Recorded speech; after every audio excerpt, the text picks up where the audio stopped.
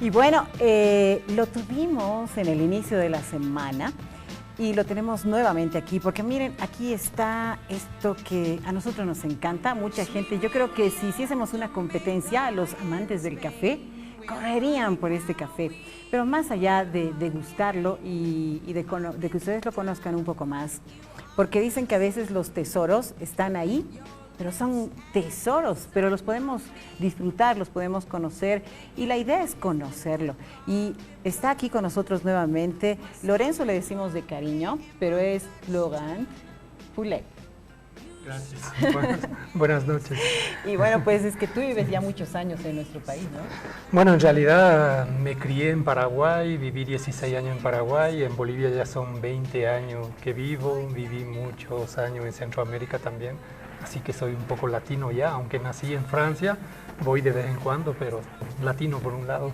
Sí, nosotros te sentimos con mucho amor por nuestro país, lo valoras y lo conoces tal vez hasta más que nosotros, porque eres un investigador y eso me llama mucho la atención y agradezco que estés con nosotros hoy día y que vengas con este regalo tan delicioso. ¿Por qué decidiste quedarte? Bueno, es difícil decir exactamente el por qué. Yo creo que con la edad también uno ya se queda más en un país. Es decir, estuve mucho en África, en Centroamérica, en muchos países trabajando. Creo que Bolivia también es un país de oportunidades. Hay tantas cosas que se puede hacer acá, aunque complejas, es decir.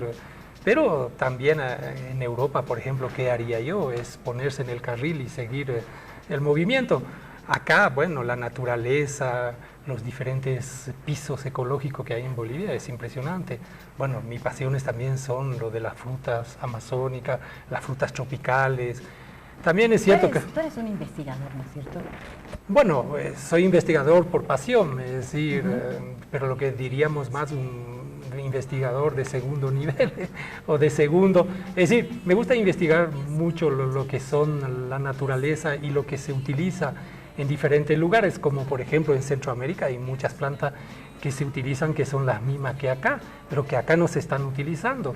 Entonces, también el investigador etnobotánico, cosas así, muchas veces le gusta investigar, pero más que toda la planta, y descubrir nuevos conocimientos, nuevas propiedades. Yo estoy un poco en otro tema, es decir, estoy investigando más que todo las plantas útiles, ver un poco para qué se utiliza y tratar de divulgar, de dar acceso a la gente para que puedan utilizar esos conocimientos.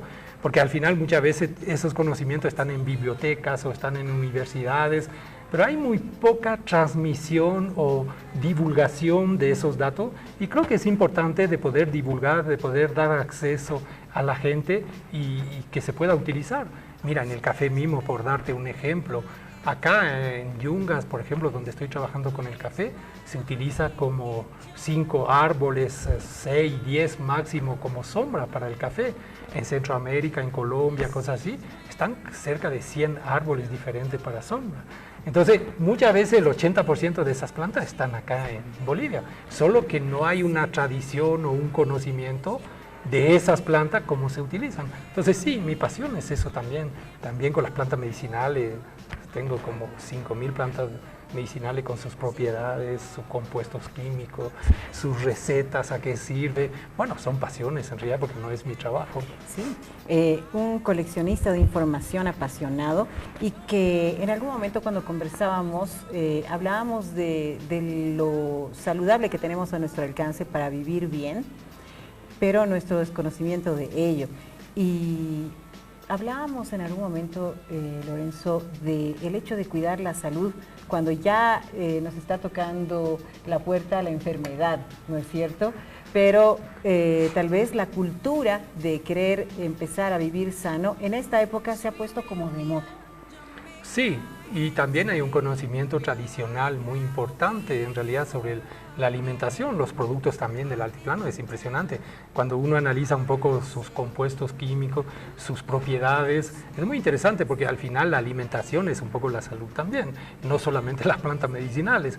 Las plantas medicinales también, muchas de ellas son también alimenticias, como las malas hierbas, las que llamamos malas hierbas, que en realidad muchas veces tienen más calcio, más hierro, más propiedades, más vitamina que ciertas verduras que comemos, pero muchas veces es una falta de conocimiento, una falta de Y no sé en qué momento, pero es cierto que hay una tradición, un conocimiento popular y indígena también del altiplano y en la Amazonía, pero que se ha quedado, no se perdió, pero está ahí como no utilizado. Entonces, y después es cierto que la vida de la ciudad también es muy diferente, dónde encontrar esas plantas, cómo alimentarse de eso, que es un poco, ¿no? Y cómo utilizarla. Y también en plantas medicinales, por ejemplo, cuando yo voy en el campo siempre veo uno, digo, esta me sirve para esto o esto, pero en la ciudad es mucho más difícil, es decir, podemos ir en el mercado de las brujas, por ejemplo, donde hay ciertas plantas medicinales, pero es muy limitado en realidad. Y muchos también vienen de Perú, y que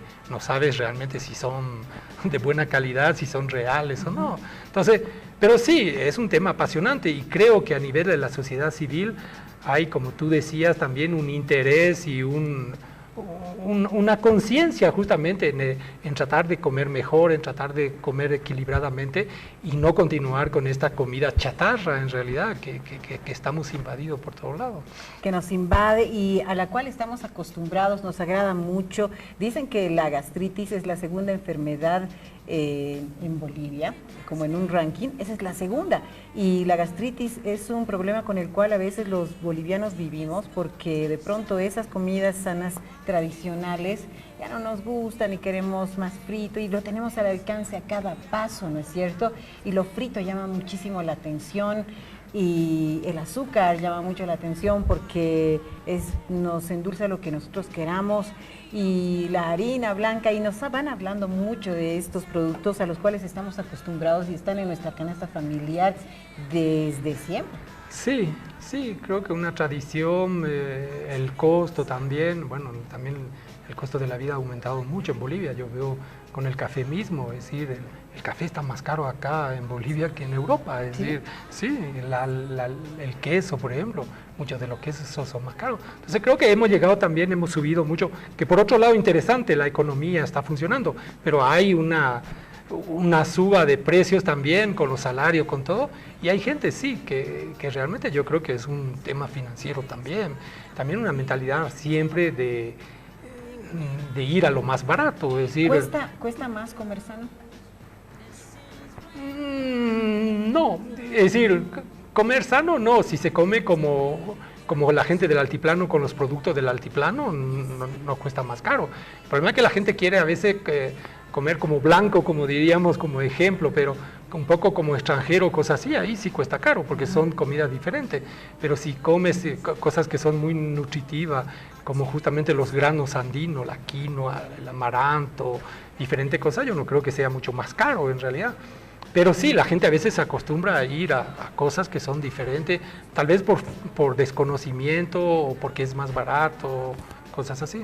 En algún momento... el café, porque también uno de los problemas hablando de café es también que muchas veces acá el café, por ejemplo no te va a hacer mal, el café es el famoso café torrado por el costo que utilizan la gente, pero el café torrado hay que saber que en un quintal de café, que muchas veces son café de desecho, le están poniendo 2 quintales de azúcar. Entonces, claro, para la salud eso realmente no es muy bueno. Claro, la gente va a nivel del precio, pero el precio es muy relativo a veces, porque cuando ves un café así, que en el mercado, el café nuestro, por ejemplo, en el Ecotambo, el paquetito de 250 gramos cuesta 25 bolivianos, pero con 25 bolivianos haces 30 tazas. Entonces, todo es relativo, es decir, no sale ni a un boliviano la taza. Es decir, si cuentas el agua caliente, cosas así, que tiene un costo, pero es un poco derisorio.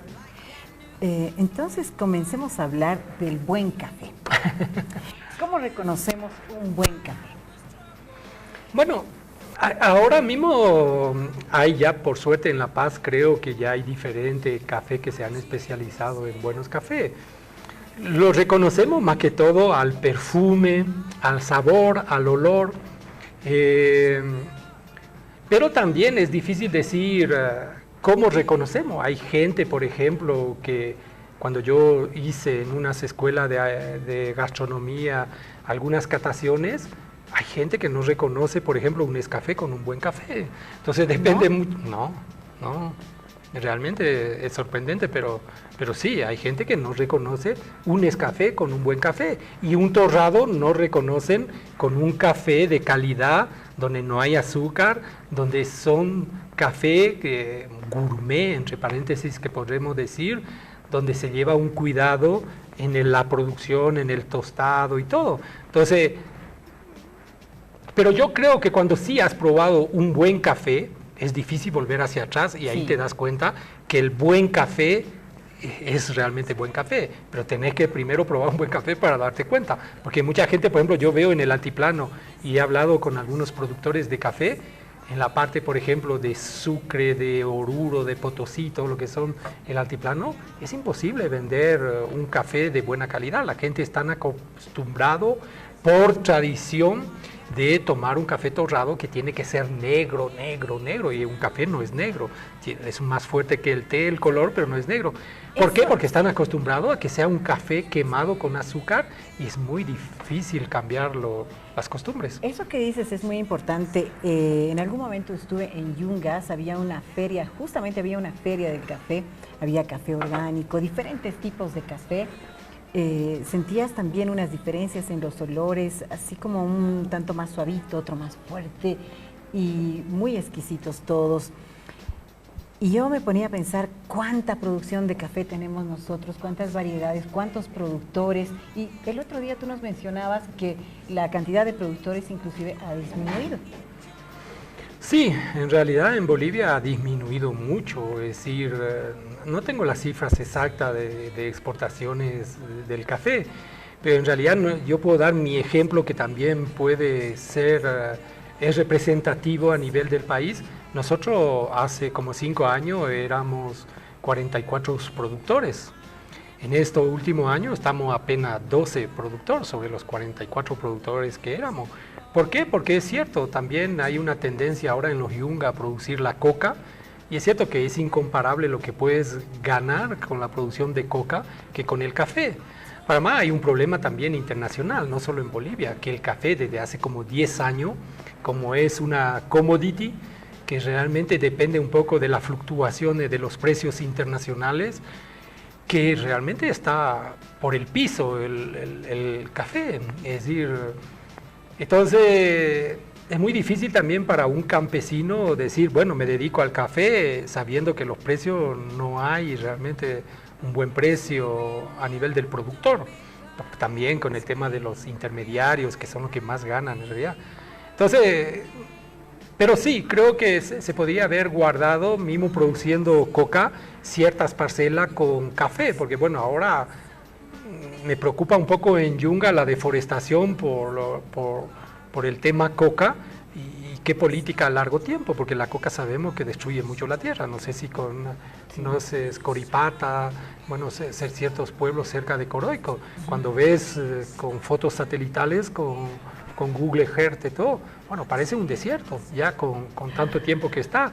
Claro, es zona tradicional muy anterior a las otras, pero las otras estamos siguiendo el mismo camino. Circuata, el nombre del café, que es una población de Yunga donde trabajamos, cuando yo he llegado y que he empezado a producir café, había 100 familias como habitantes. Ahora estamos 800 familias en Circuata, para darte un poco la cantidad de gente que están produciendo coca. Y bueno, la deforestación, nosotros mismos en la propiedad nos afecta a nivel climático, a nivel medioambiental, porque en estos últimos años, de los 70 quintales más o menos que producíamos en la propiedad, hemos producido apenas 30, 35 quintales, estamos sacando últimamente. Entonces sí, es preocupante, creo que una cosa puede ir con la otra cosa, y creo que es más que todo una cuestión de planificación. También creo que muchas ONG, mucha gente han dejado siempre a los campesinos producir, abrir mercado, hacer todo ello mismo. Yo creo que hay ciertas partes que sí, como Estado o como ONG o como cosas así, tendrían que ayudar un poco en la comercialización. El Estado como Estado creo que podría intervenir en defender los precios internacionales, trabajar sobre la calidad, exportar. Porque sí, hay mercado, el problema es la producción. Creo que también en Bolivia muchas veces veo, es un pueblo mucho más minero, de tradición extractivista, Y el tema productividad, trabajar en el campo, es muy difícil. Te puedo contar una anécdota con la universidad que tuve, que justamente queríamos llevar a algunos estudiantes para pasantía. Tenemos casa, tenemos todo en la propiedad. Y después de 2 meses la directora me dice, ah, no, Lorenzo, pero sabes, los agrónomos no les gustan ir a los estudiantes en el campo, como pero diciendo, pero son agrónomos, es decir, ¿sí? Me quedé con la boca abierta, callado, es decir, ¿qué podés decir? Es decir, no sé, yo sería el profesor, le daría una patada en el trasero y lo mandaría al campo, es decir, claro. No sé, ¿sí? Pero se ve que hay una tendencia, son agrónomos, están estudiando agronomía. Entonces, Bolivia es muy interesante por un lado, pero muy complejo también, creo. Sí, y hay sorpresas que nos dan para pensar muchísimo. A nivel social, yo creo que podemos encontrar todas esas sorpresas entre positivas y negativas. La historia de Circuata, Café Circuata. ¿Desde cuándo hay Café Circuata? Bueno, en realidad este proyecto tiene... En realidad el Café Circuata como Café Circuata ya existía hace mucho tiempo, se abandonó por problemas, porque nosotros dependemos de una empresa minera que era un poco el proyecto social de la empresa minera, que yo manejo ese proyecto, y se abandonó por problemas políticos, de problemas que siempre en Bolivia ocurre, y yo lo retomé hace como 5 años en realidad. Pero bueno, no es fácil al inicio porque, bueno, hay que trabajar sobre la calidad, no es tampoco de empezar café y producir café, ver un poco de qué forma, porque creo que nos dimos cuenta un poco en nuestro proceso que acá en Bolivia hay un muy buen café. El problema más que todo es el procesamiento, que es un poco el problema, porque muchas veces por falta de agua, por falta del... que no olvidemos que los salarios, que me parece positivo, han subido mucho en Bolivia. Entonces ya no somos muy competitivos también con otros países centroamericanos. Y el 50% de los gastos de la producción del café es mano de obra. Realmente es impresionante. Entonces mucha gente por los altos salarios que había justamente, que hay ahora, muchas veces ya no procesan el mismo día que cosechan, lo dejan ahí al llegar de la ciudad, lo procesan al día siguiente. Entonces hay todo un proceso, la falta de agua en los yungas también para lavar. Entonces nosotros nos hemos metido más en la parte transformación. Compramos a los campesinos, porque somos una empresa social que trabajamos con los campesinos, le compramos su cosecha, pero para darte una idea, comparativamente con los intermediarios, pagamos 40% más a los productores, porque justamente logramos tener una buena calidad, vender a un precio más razonable y eso nos permite pagar mejor a la gente. Y procesar nosotros mismos pasábamos, porque ahora casi ya no hay productores, pasábamos con un camioncito a recoger a todos los productores en las tardecitas para llegar al campamento y producir en ese mismo momento. Nosotros hacíamos el proceso ya llegando como a las 9 de la noche y terminábamos las 2 de la mañana, porque en ese tiempo sí había mucho café, había como 30 quintales por día, ¿sí? Pero ahora, bueno, estamos muy lejos de esas cifras. Y creo que así es, con un proceso muy estricto de lavado, de flotación, de fermentado y de secado, del tostado, porque muchas veces la gente no habla del tostado, pero una parte muy, muy importante es también el tostado. Es decir, la gente dice a veces el café, y no, también el tostado, porque son diferentes sabores que se logra con el tostado poner en valor y sacar esos tostados. Entonces tiene que haber realmente como curvas de tostado, donde primero empiezas con unas temperaturas, después bajas la temperatura para que se evapore la humedad del café, después vuelves a servir. Es decir, es todo un arte el tostado también. Para darte un ejemplo, en Francia, por ejemplo, hay como 36 tostadores diferentes. Y cada uno tiene su café, sus mezclas, los famosos blends, que traen un poco de África, traen de Centroamérica, traen de Bolivia, y hacen sus mezclas. Pero también el secreto es de cómo tuestas para lograr un buen café. Entonces no es solamente la producción, es también el tostado. Muy bien, pues aquí tenemos unos cuantos secretos que nos ha revelado Lorenzo y estamos disfrutando este café que tú lo tomas sin azúcar. Sí, bueno, siempre tomo sin azúcar, pero también el hecho de tomar sin azúcar es un poco también la manera de probar el café, de apreciar y de ver un poco qué tal el café. Es decir, bueno, muchos conocedores de café o mucha gente que le gusta el café toman sin azúcar, creo. Y creo que es una tendencia también ya general de no tomar demasiado azúcar, porque a veces algunos ponen más azúcar casi que café. ¿Sí? Es verdad, es verdad. Bueno, Café Circuata, un café de calidad con una larga historia y nos ha ido contando más allá de la historia del Café Circuata, Lorenzo, y la situación de cómo está la producción, de cómo se puede obtener también este tesoro que nosotros tenemos en nuestro país. De modo que si ustedes quieren probarlo, ¿nos reiteras dónde lo encontramos? Bueno, en realidad están en la feria Ecotambo, en la Plaza Lira, que ahí se vende todos los sábados. También está en el mercado de Sopocachi, donde venden los quesos Trébol. También está enfrente de la universidad, que es una tienda de artesanía. Y bueno, mucha gente a veces, como no somos tampoco producto masivo, me hacen pedido y distribuimos también a los cafés, a gente que quiere. ¿Puedes dar tu número? Puedo dar al WhatsApp, pueden dejar mensaje 762 84 750, que es el número de WhatsApp, puede hacer pedidos en ese número. Muchísimas gracias, Lorenzo, por estar con nosotros, conversar con nosotros. Siempre es lindo hablar con Lorenzo porque él nos cuenta muchísimas cosas tan interesantes y nos hace valorar muchísimo más lo que tenemos en nuestra tierra. Vamos a ir a una pausa muy breve y en este momento deben estar justamente en el Teatro Municipal con Willy Claure y la Big Band, disfrutando de lo apasionante de las composiciones de este músico boliviano. Vamos a una pausa.